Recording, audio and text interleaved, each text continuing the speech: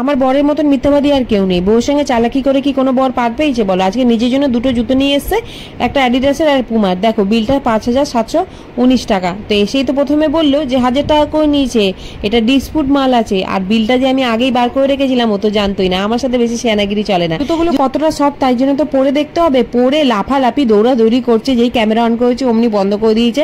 সোনা ওর পাপার সাথে দৌড়াদৌড়ি লাফালাফি করছে। এদিকে দেখো আমাকে নিজের পা দিয়ে খুলে পরিয়ে দিচ্ছে জুতোটা, বললো যে তুমি পরে দেখো কতটা সফট। তো আমিও পরে নিচ্ছি। আমি তো বললাম পরবো না, কিন্তু যেহেতু ভালো জুতো একটু তো সফট হবে। এদিকে সোনার অবস্থা দেখো, আমি পরে দেখছিলাম আয়নায়, ও চারিদিকে মৌরি নিয়ে পুরো গোল গোল করে ঘুরছিল। ততক্ষণে শিনু উঠে গেছে। বললাম ঠিক আছে তুমি তোমার ছেলেকে নাও তো, জুতোটা পরে দেখো আরো আরাম পাবে। আমাদের বাড়িতে রাত হলেই শুরু হয় পাগলের মেলা। তো শিনুকে নিয়ে চলে আসলো। এদিকে আমি চলে এসেছি রান্নাঘরে। আজকে মাংস রান্না হয়েছে, করেছে ভাইজি, ভালোই হয়েছে। তোমরা এর আগের ভিডিওতে জিজ্ঞেস করছো আমার ভাইজির নাম কি। আমার ভাইজির নাম বিদিশা। আর ও কি আমাদের সাথেই থাকে? হ্যাঁ, আমরা জয়েন্ট ফ্যামিলিতেই থাকি, সবাই একসাথে।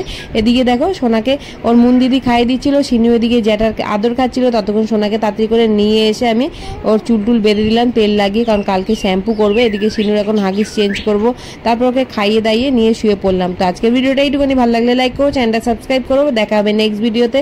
Tata bye, good night.